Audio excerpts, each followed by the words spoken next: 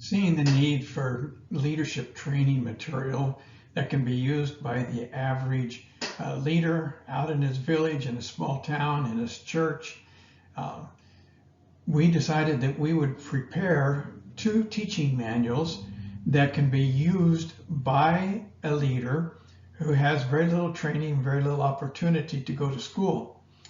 He or she can pick up these manuals and just begin to teach them. The first, we wrote one manual to help teach some of the biblical principles of marriage, to strengthen marriages. That can be taught to young couples within your church, can be taught to students or young people who are planning to get married, to give them a strong biblical foundation for marriage. Teaching leadership is 13 lessons on the biblical principles of leadership and how they can be used within your churches, within your network of churches. This presentation, this video that I'm making right now, is to help teachers and leadership trainers to use these 2 manuals that were designed to increase their presentation as they teach other kingdom workers. Both manuals are written in a format that allows a teacher to just pick the lessons up and to teach them with very little training or preparation time. We want to dispel the thought that somebody has to go to a college and receive special training before they can begin to help people with their marriage, help people in their leadership. And so these 2 manuals are prepared for the purpose of helping someone to just be able to pick them up and to go out and to teach them. The way the manual is set up, if you have a copy of the manual with you, and I hope you do, you'll notice that on each page there are 2 columns. The left column, the smaller of the 2 columns, is only for the teacher. These are notes for the person who's doing the teaching, and the notes in the left column will help them work their way through the lesson, knowing what to present at what time. The teaching notes are there to help them explain a word or a diagram that's going to be placed on the board or on the paper. You'll see this as you begin to work through the manual. You'll find words that are capitalized, where all the letters in the word are capitalized. And when you see that in the left column, this indicates when a word or a shape is needed to be added to the diagram. So if you see a capitalized word in the left column, you know that at that point in the lesson, you need to add that word into the diagram, and we'll talk more about the diagram. You'll see a series of small arrows, and these indicate answers that the students should write in their notebook. Now, there is a student notebook available, and they come with blanks. And sometimes the students will say, teacher, I missed that. Can you go back and tell me what that blank should be? This small arrow will help you to navigate back in your lesson to where that answer would be. I also put the scripture text in the left column, and it acts as just a quick reference for the teacher, so that if a student asks a question about a scripture text, or you need to find a scripture text, it's much easier to find it in the left column than it is in the major column of the notebook. But the right column is a step-by-step presentation of the lesson material. This is the information that your student should be receiving and hopefully will be writing down. It's important that you teach these lessons in a way that makes them specific to your culture. You need to use testimonies and illustrations from your culture. I put in words, I put in some illustrations that are clear to somebody here in the United States culture, but they won't necessarily work in your culture. A testimony from a person in the United States will not be near as powerful as a testimony from a person in your class. So be sure that when it comes time for testimonies, discussions, and illustrations, that you use ones that are understood in your culture.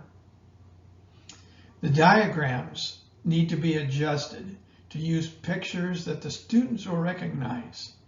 For example, houses are shaped different all around the world, and you don't want to draw a picture of a Western house if you're teaching to people who live in a stilted house up in northern Myanmar or Thailand. The same way with church buildings. You don't want to build a church building like we would build it in the United States, or somebody would build it in South America, or somebody would build it in China. You want to build a church building that your people will recognize. At the end of each lesson, there's a copy of the student workbook. This is in your teacher's manual. And with it, all the answers that are needed to fill in the blanks for the student's copy. And so when you receive your teacher's copy of the manual, you'll have the lesson preview, you'll have the lesson itself, and you will also have the student workbook with all of the answers. Let me just share some other teaching tips, and you'll find these throughout the manual, but I just want to review them right now. Number one, always remember that you're teaching people. You're not teaching a lesson. The students that are not there for you. You have come for them, and it's very important that we get this understanding straight. You're not going out to present information. You're going out to touch the hearts of people. You might not consider yourself a good artist when putting a diagram on the board.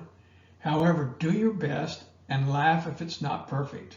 Keep in mind, the diagram is the key to the student remembering the lesson. Students learn more from what they see, for instance, the diagram, than what they hear. And they learn even more through discussion. So it's one thing to get up and just teach a lesson, and the students will go away remembering about 10% of it.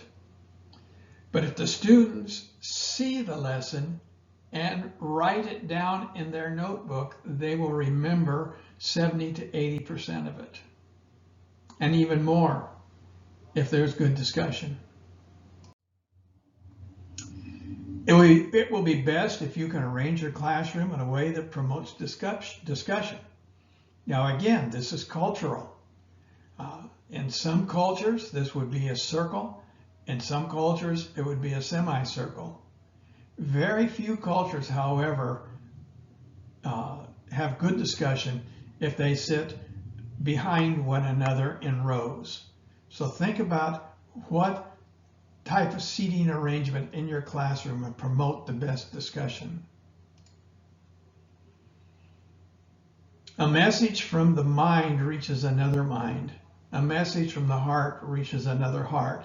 Be sure you believe what you're teaching and that you're committed to Christ and to His way. And when you're teaching, you're not just presenting information again, you are presenting a message that you believe in, and you believe that's going to help your students. When drawing diagrams and putting notes on the board, be sure to talk to the students. This is one of the biggest mistakes we see as we help teachers around the world get started using these manuals. Do not stand with your face to the board or to the paper so that all the students see is your back. When you talk, turn and talk towards the people. Again, the terms in these lessons may be very westernized, so feel free, once you have the concepts, to use words and illustrations that communicate within your culture. For instance, many people do not have knowledge of what a shepherd is or does. Therefore, the teacher may need to learn about shepherding and find a cultural equivalent that their people will understand. In some countries, we talk about an elephant tender or a water buffalo owner and how they treat their animal. In other countries, we talk about cattle herdsmen. What picture will help your students see what Jesus is talking about when he's talking about shepherding? The biblical principles that you will be teaching will be new to many of the students. One of the most frequent comments that we get from teaching around the world is, we've never heard this before, or we never knew that there was another type of leadership. And therefore allow times for questions and discussions. It's not all about you and the presentation of information. It's about your students learning. Sometimes people are reluctant to participate in open discussion. We found this to be very true. So it helps to divide the class into small groups of 3 to 5 and allow them to discuss a question or an application, and then let one person from each group report to the class what their group discussed. This by and far is the best way to reinforce the lesson in the hearts and minds of your students. Information is not the goal of teaching. A lesson is not learned until the student understands how to apply it to their life. I have a saying that I use in all of my university classes. Information without application is not education. Information without application is not education. When you need to draw a diagram or write on the board, write large enough for it to be seen by a person in the back row of your class. Many teachers write just small enough that they can see what they wrote. Remember, you want the student in the very back of your class to be able to read what you're writing on the board or see the picture that you're drawing on the board. Keep that person in the back row in mind when you are working on a board. Understand the students before you expect them to understand you. Do you know your students? Do you know their culture? Do you know their background? Do you know what it is that they need to learn to be challenged? Understand your students. Let's move on. Each lesson in the manual begins with a page that is called the lesson preview. And if you have a manual in front of you right now, I want you to turn to the lesson preview for lesson 1.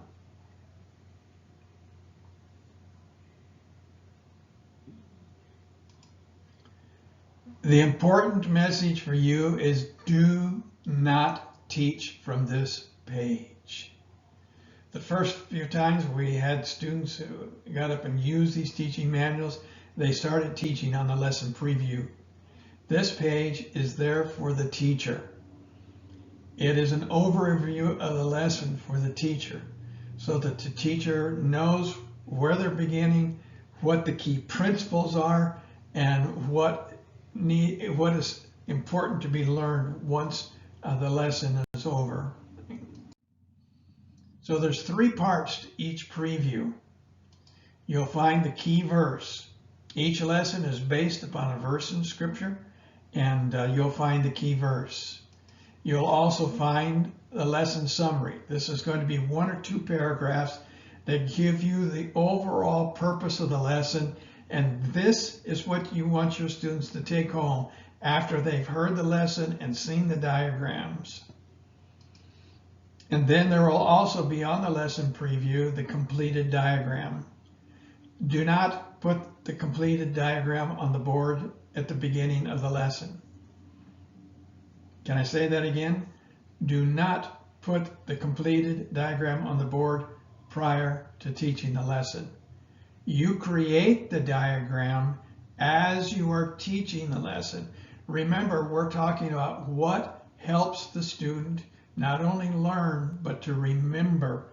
And this following and adding to the diagram throughout the lesson will help keep their attention, will help them remember the key points, and help them to be able to take it home.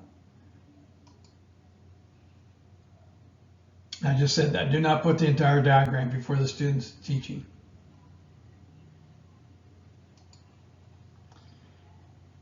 People, and I just said this earlier, people learn more by seeing than doing, and the diagram is designated and designed to increase memory. So, using the teaching manual, the left column of the manual is the teacher's column. It'll give you teaching hints. It'll give you the location of scriptures that are used within the lesson.